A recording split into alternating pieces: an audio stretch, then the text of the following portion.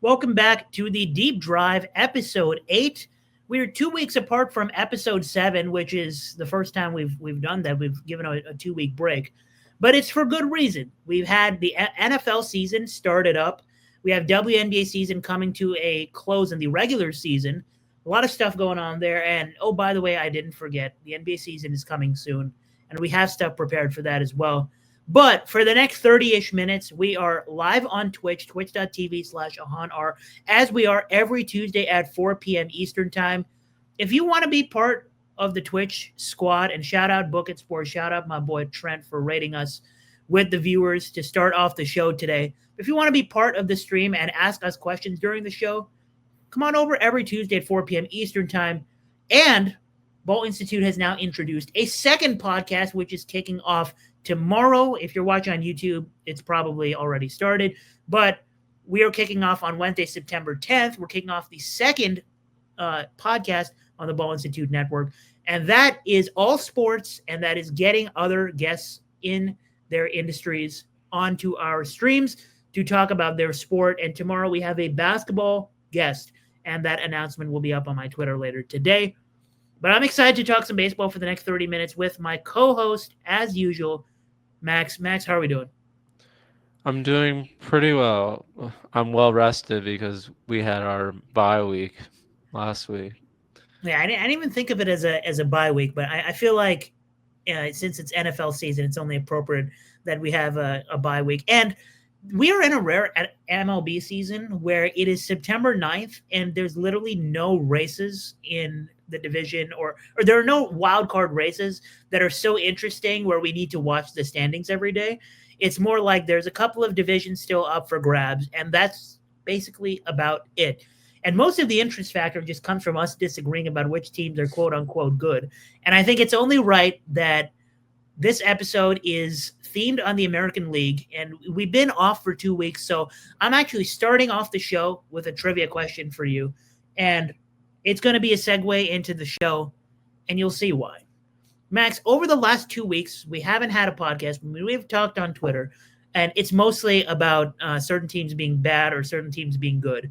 And we can never seem to agree on that list of teams. But let's talk about some players, right, that are in the American League. So over the last 2 weeks, as I went on Fangraphs and checked the data for the last 14 days, which is the span in which we have not had an episode.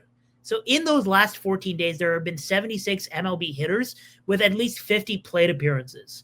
So off the top of your head, off the dome, do you know who the worst WRC plus hitter in that span is? Hmm. Now, since it sounds like you don't know the answer, I'm going to play a game and I'll give you 5 yes or no questions to narrow it down. Okay, well, one of my guesses, I'm gonna guess my. I don't even want to ask a question first. I'm just gonna guess one of my least favorite players who has to be.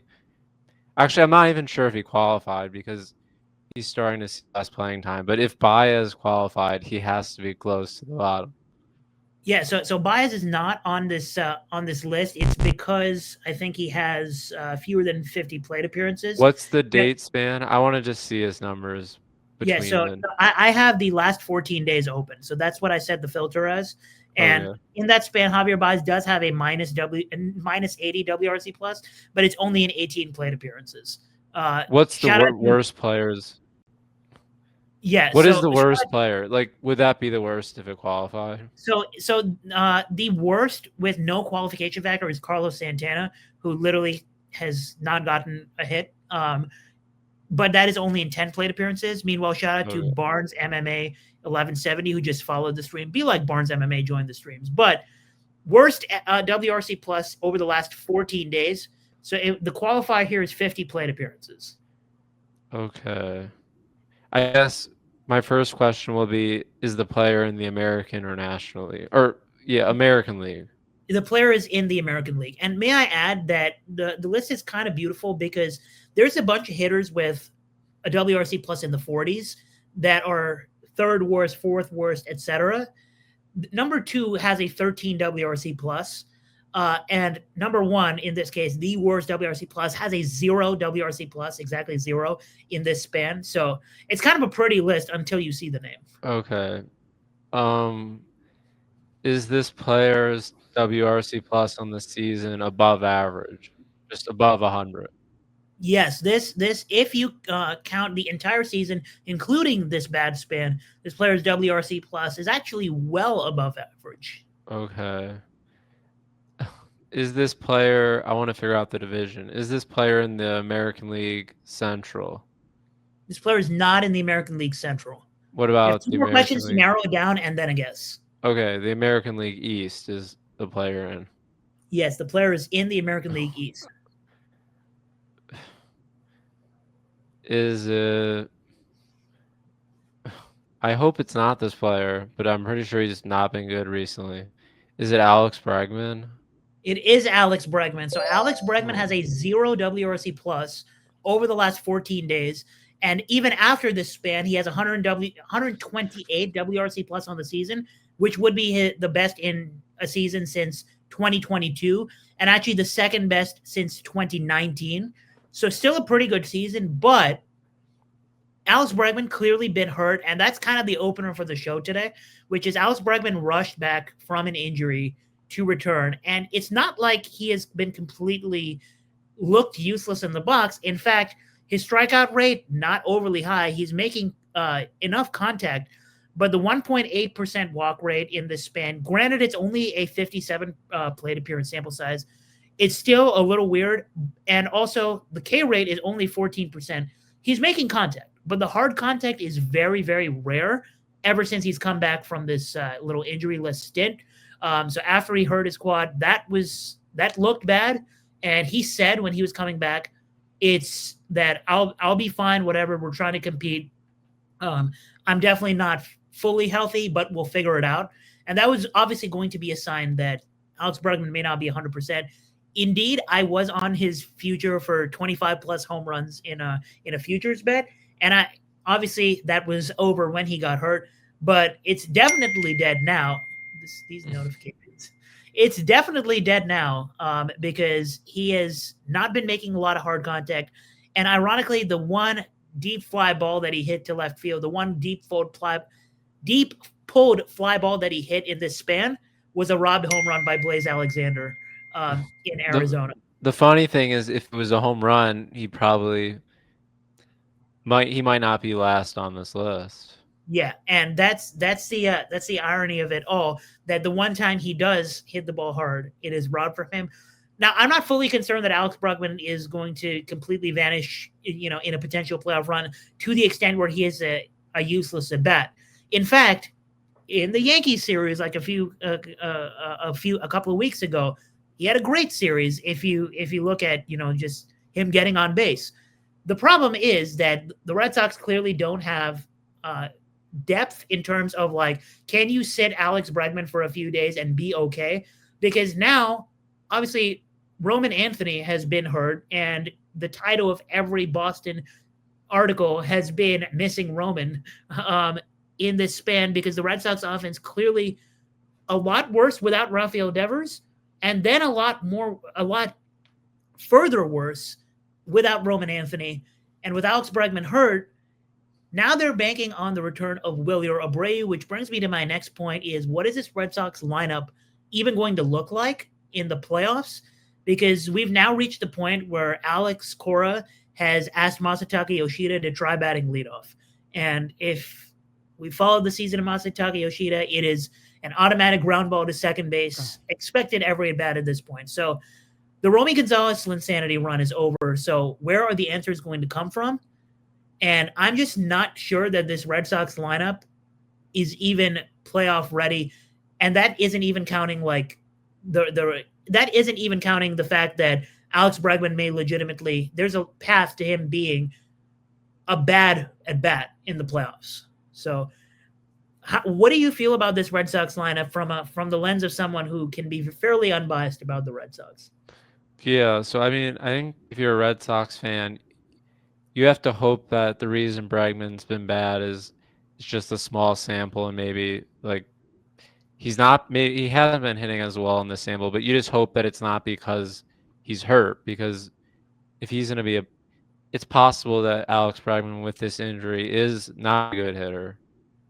That would, I mean, if he's hurt, that could explain why he's not been good in this stretch. So you have to hope he's not actually hurt, or at least that he's going to get healthy soon if he is. And then I agree with you that the Red Sox, they're likely going to make the playoffs, but we haven't even talked about their starting rotation yet. But they have the best reliever in baseball with Chapman, and one of the best starters in Crochet. But I don't think there's enough there. Like, I don't see the Red Sox as threats to win the World Series because the lineup without Roman Anthony, I don't know when he's due back, but maybe like Bregman, if he comes back, maybe he really isn't back. I just don't see like the offense isn't really good enough, and one like having one of the best stars and one of the best relievers. It's not like Crochet and Chapman can cover all the innings. So I feel like the team that gets the Red Sox in the playoffs, not that they're gonna have an easy time, but I don't think they're gonna be super scared. Aroldis Chapman has struck out 4 in an inning the other day. He has gotten 50 hitters out in a row, a new MLB record. His ERA is under 1. I can't even enjoy it because I don't enjoy him as a person. And that's not where the awkwardness ends, because you look at the rest of this bullpen. Like, first off, like I've said this on a previous episode, like Alex Cora deserves Manager of the Year consideration. He has pieced together innings out of basically nothing for a majority of the season. Outside of Garrett Crochet, I did not enter the season loving any of the Red Sox pitchers, and this is someone who is high on Brian Bayo as a prospect.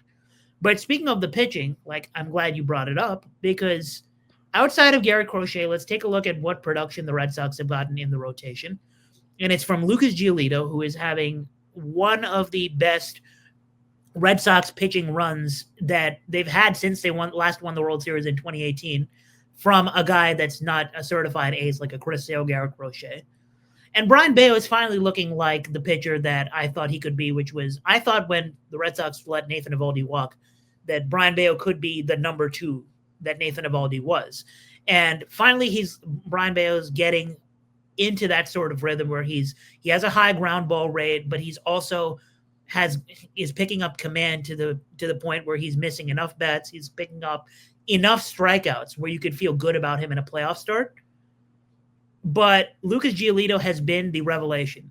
Max, you tell us, is Lucas Giolito legit? I think he's a fraud. I'm happy that he's doing quote unquote well, but like this reminds me of like when Javier Baez made the All-Star team. Like a player's stats might look pretty, and maybe technically their production's been like positive, but like that doesn't. What really counts is like what will Giolito do for the Red Sox in a playoff start, and like I'm not even sure like he's an average starter. Like he doesn't throw as hard as he used to. His strikeout rate's below average. His walk rate is actually, I'm pretty sure, below average. And his expected ERA, even though his real ERA is in the 3s, his expected ERA is above 5. And like Baseball Savant, everyone knows how they have like the percentile bars. The only one, like the only pitching stat, not like the run value stuff, but the only stat that he ranks above the 50th percentile in on that site is his extension, which that's not even a stat. So I just like if he's starting a playoff game, like the other team is going to be favored to win. So I just think the Red Sox, it's cool for them that they're going to make the playoffs, and you never know, but I just feel like they're not at all serious contenders. And I think like the circle of life that has been this podcast has been very appropriate. I mean, one of the first takes that I had was that the Red Sox were going to miss the playoffs, and a big part of that pitch was, no pun intended, that outside of Garrett Crochet, not a single pitcher I trust. And this was coming from someone who was a big Brian Bayo fan, and still I was like, where are you going to like trust innings from? And we're going to continue not acknowledging the historic season of Aroldis Chapman. And besides that, I've been pretty concerned about this Red Sox pitching staff. Now the offense also struggling, but I want to bring home this point of like the Red Sox pitching staff as a whole. Like Max, you've like said time and again that you really value bullpens, and like one of the reasons that the Red Sox have been so good in the second half of the season overall in securing this playoff spot has been their bullpen. And a lot of that has been Alex Cora piecing together stuff, matchup hunting. I feel like every single time I see a tweet that's like, what is Cora doing? Why is this guy warming up in the pen? And it like works out every single time. First off, maybe that's not sustainable because of the personnel that he has.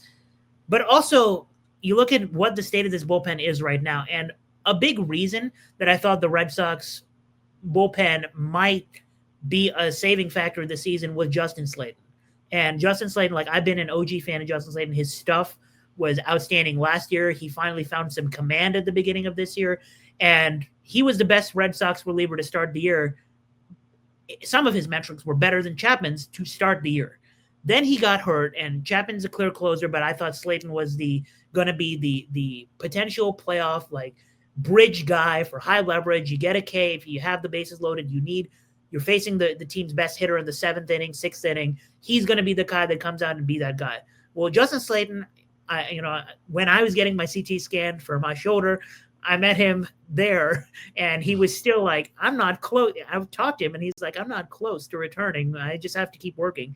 A few weeks later, he's back on the field. I guess because they cleared him to pitch again, and then he pitches, and then he's getting tortured by the D-backs, and it's only been a couple of appearances, but the timeline is short when you're trying to ramp back up enough to be full velocity, get all your pitches back to full command for a playoff run. And right now, I don't think Alex Cora is going to put Justin Slayton in a high leverage spot anytime in the near future. That guy recently has been Garrett Whitlock. And we could have a whole another segment on whether Garrett Whitlock's success is sustainable or not. I think there's some fraudulent behavior there as well. Greg Weissert was big in the first half of the season. He's back to being a mediocre pitcher. And Jordan Hicks, who was one of the big pieces that the Red Sox got in the Devers trade, he's just bad. So I think this Red Sox team is at best average in every single department. So that's how I view them, and they're going to make the playoffs. I was wrong, but they're also not contending this year, and that's okay. The Red Sox are bridging for next year anyway. It's okay. Everything will be fine eventually, but maybe not this year. And I think it's appropriate that we get a notification right now from Underdog that Aaron Boone is finally considering playing Jose Caballero at shortstop over Anthony Volpe. But we're not here to talk about the bad non-contending teams. We're here to talk about another team that is contending, and that's yours. So we talked about the Red Sox. The Tigers have some very similar issues to the Red Sox with some injuries. Like the Tigers, or like the Red Sox, they have a dominant ace, and we can argue about who has had the better season, Skoob or Crochet. I think the Tigers have had the best pitcher in baseball, which is Tarik Skubal this year. And after that, I was a big fan of Reese Olson. The dream is over there. Casey Mize, we've talked about on previous shows, kind of falling off a cliff. What are the Tigers' pitching plans for the playoffs? And how do you view – I know you don't view them as the clear best team in the American League. Do you think there is still a route where you can trust their pitching for a full playoff series? I don't think – I think there honestly is not. I wish that I trusted the pitching more, but honestly, I think the plan is going to have to be they're going to need Skubal to probably go through the order 3 times. I mean, unless he's pitching really bad. They're going to need to get innings from Skubal because with Mize and Flaherty, like I don't think you want them facing guys a third time through. So, but the issue is also that the bullpen is not good. Like the Red Sox have a better bullpen than the Tigers. Like I've talked about how I think bullpens, like they can matter and they do matter, but like you don't want Mize like face like tonight. It's a regular season game, so it's fine. But like in the playoffs, I don't think you want Mize facing like Judge and Rice and Grisham a third time. Like, but the truth is, like, maybe if that means pitching Tommy Kahnle, like, then you're actually better off probably pitching Mize. So the Tigers are in a tough spot because they don't really have many good relievers at all. So I'm going to be nervous as a fan, but they do have Skubal, but he can't pitch every game. So in the second half of the season, you look at the Tigers pitching staff, they still rank above average in fielding independent pitching and expected fielding independent pitching. So that is since the All-Star break. You look at the specific relievers that they're going with, and I think the biggest difference, obviously, in comparison with a team like the Red Sox or the Yankees, and where the Tigers lack here is the Yankees have like a David Bednar, and I'm going to acknowledge that. And we can argue all we want about the bridge guys and their legitimacy. We had an episode where we spent a lot of time talking about Devin Williams, and I think a lot of his issues are, the summary of that episode seemed to be that we agree that like pitch selection and command is more of an issue for him than the stuff. I think Devin Williams is still a pitcher that can be really good. Is he going to find that command and find that, the right pitch selection suddenly in the playoffs? Like, I've just agreed that no, because like the Yankees have not proven to me that they can come up with a good sequencing that can keep Devin Williams good enough for a span of multiple weeks. And we can argue about Camilo Doval. That can be another episode as well, because it's super weird to me that he suddenly fell off a cliff a little bit, but some of his peripherals are still there. But David Bednar, I will acknowledge, is just flat out good. And the Tigers don't have a guy like that. So that's where I can see the edge for a team like whoever wins this potential Red Sox-Yankees wildcard series. If they have to face the Tigers down the stretch, that's the nervous point for me, the later innings for the Tigers, I agree. But you specifically look at the pitchers that the Tigers have in the bullpen, and I wish Fangraphs was loading more quickly for me right now. But there we go. You look at 26 relievers or 26 pitchers have pitched for the Tigers in the second half of the season, and only 5 of them have had a fielding independent pitching less than 3, and 3 is a high bar, I know. But over half of them, that is 13 of them, or exactly half of them, have a fielding independent pitching of over 4.5. So that's the real concern. They pitch Luke Jackson, Kiter Montero, Charlie Morton. Luke Jackson's on. Yeah, I mean, I'm just going through the list of pitchers they have tried. I get it. Luke Jackson, Kiter Montero, Reese Olson is now hurt. They've tried their hand at Charlie Morton, and I can't believe in the big 2025 a contender is trying their hand at Charlie Morton. Tommy Kahnle, you mentioned, hasn't even been the worst, because Tyler Holden's been worse. Bailey Ford has been worse. Chris Paddock I will stand by this take that he's never once been a good pitcher in his life. I don't care about his rookie season. Chase Lee, Drew Summers, Cody Hoyer, and Jeff Hartley. These are all pitchers they've tried. And so honestly, like, if you hear that list of names, like, no one would ever think the Tigers are good. Like, none of those guys are like people that you'd want pitching in a major league game. Yeah. And I find it pretty funny that, like, we both seem to agree that the Tigers have serious problems, and they started the season like at the All-Star break. I was like, they're the clear number 1 team in the league. You look at all the rest of the rosters in the American League, there's not a single team that's dominant. So I still think that the Tigers have a legitimate chance of winning the pennant. But it brings me to the last team that I want to discuss on this segment, which is there's a team that hasn't showed us any real signs of life in September. And I potentially feel like they could be taking over as the most trustworthy team in the American League, given the Tigers' recent pitching issues. The Houston Astros haven't won a series in September. I'm less concerned about them than I am of anybody, because remember the list we started the show with, Alex Bregman being last place over the last 2 weeks in WRC+. Well, Jose Altuve and Carlos Correa are both bottom 10 on that list. But they've now gotten Jordan Alvarez back. That is one of the best trade deadline acquisitions you can have in this league. And they're pitching. Alex Cora seems to have broken Framber Valdez because ever since the Red Sox bunted all over him, Framber Valdez has looked iffy. But if you want to rank Framber Valdez, even this version of Framber Valdez, up against the rest of the starters in this American League playoff pool, after the Crochet and Skubal tier, I think Framber Valdez still immediately falls in that next tier. I think he is potentially the fourth best starting pitcher in the American League playoff pools after Crochet, Skubal, and Max Fried. So Framber Valdez is still a great pitcher to me, and I know you're a big fan of Framber Valdez as well. I'm a big fan of Hunter Brown. And to me, at this point, they only need one more starting pitcher to be okay enough because this offense is potentially really, really good. They have power hitters from 1 through 7. So I still love the Houston Astros, and the people who are asking if they have any if we have any concern about the Houston Astros, my personal answer is, if anything, I feel better about them now than I did at the All-Star break. Yeah, I agree. They're in September it's still young. It's only September 9th. So they've probably only played like 3 series. So that's not like this isn't September, the first 3 series of September. It's not their World Series.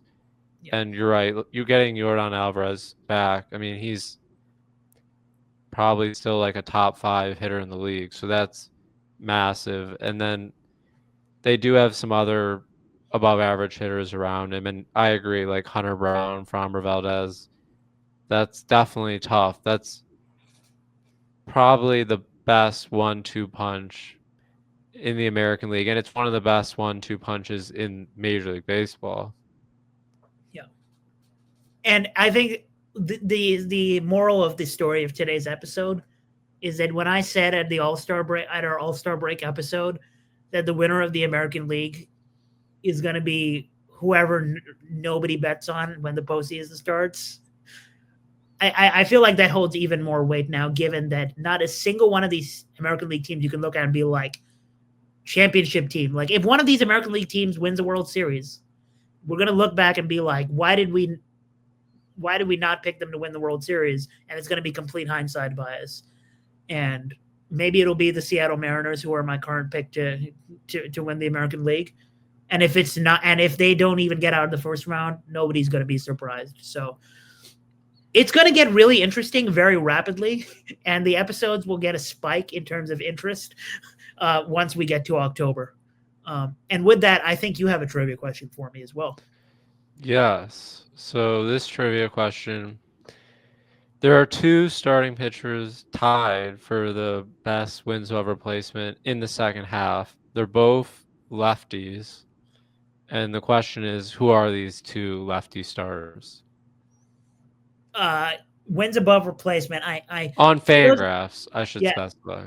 For those of you who have missed previous episodes, I'm probably not the biggest fans of wins above replacement, which is probably why Max keeps giving me WAR trivia questions. They are good because I don't pay attention to WAR.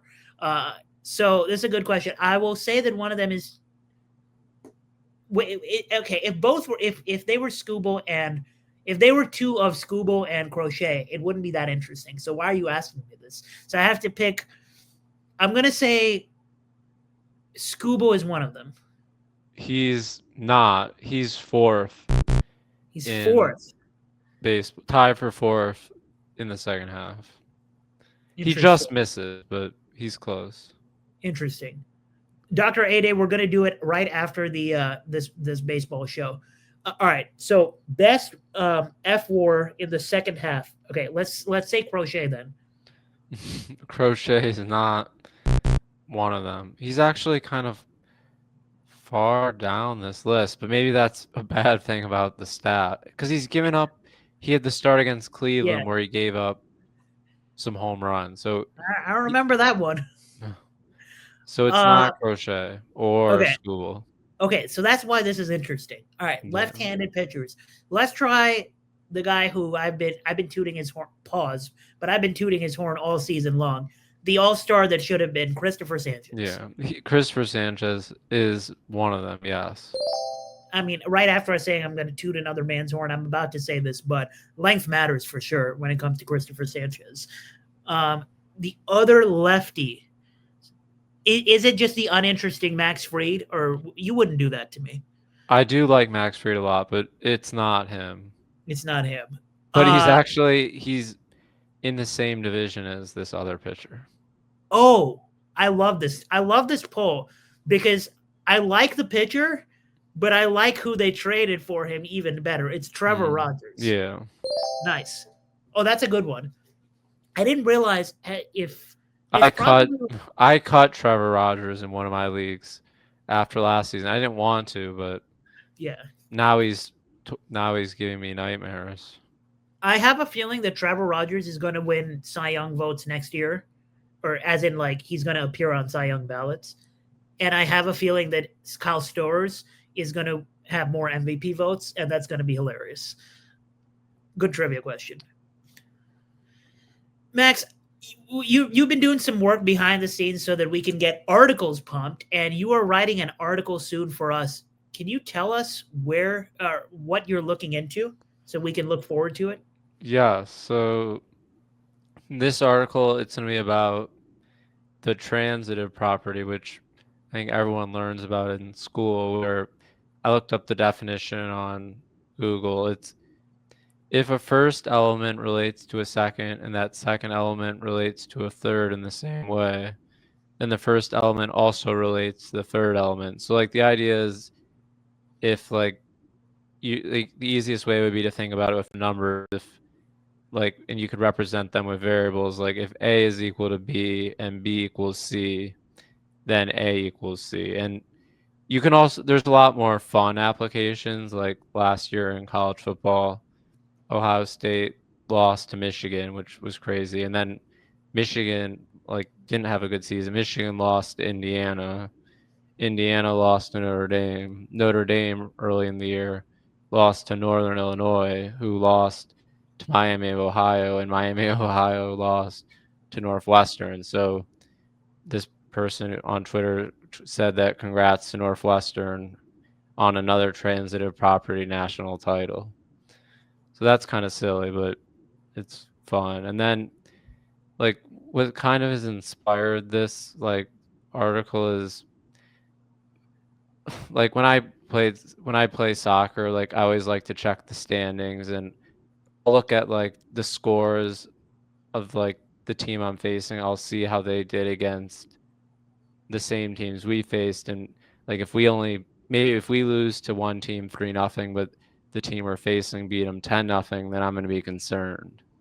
And that's the transitive property. And then also with college basketball, last year I kept rankings of the teams, and so I ended up having over 100 schools ranked, but I don't know I think that's an okay way to do it, but recently when I don't love watching tennis, but when Djokovic was facing, I think it's Taylor Fritz, even though he's ranked high now, not anymore, but at the time of the match, Fritz was ranked higher than Djokovic, but Djokovic was favored by a pretty good amount.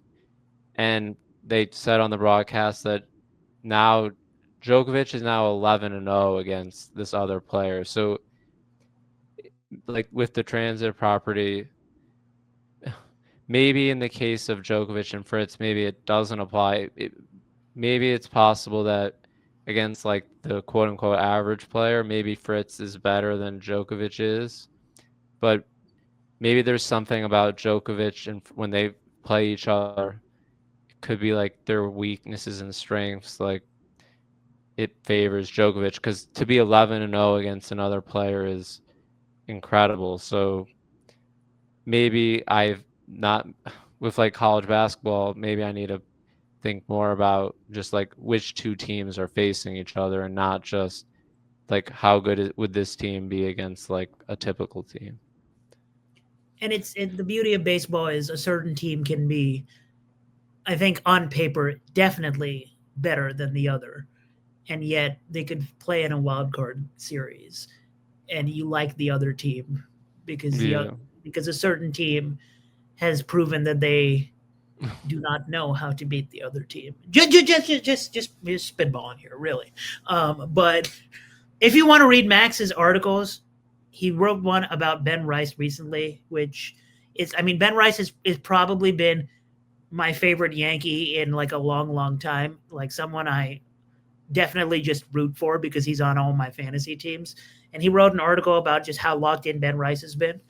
And you can go to patreon.com/Ball Institute and read these articles for free. All our media is free. You can hear our podcast, obviously, on Twitch, on the YouTube channel, and read our articles, which is, MLB season. Max is writing all these articles. You can read Max's articles on Patreon. When NBA season starts, I will be writing articles, and people have generally enjoyed those in the past. But for now, that'll do it for episode 8 of the Deep Drive. We will talk more about the other league next week. Next week, we'll cover some National League teams. There is some motion going on with some National League contenders, some pretty hilarious games coming out of Los Angeles recently. So we'll talk about those and anything else we need to talk about for September baseball. On the next episode of Tuesday, I'm staying on stream for those of you who are watching live to talk some betting, but we'll see you for episode 9.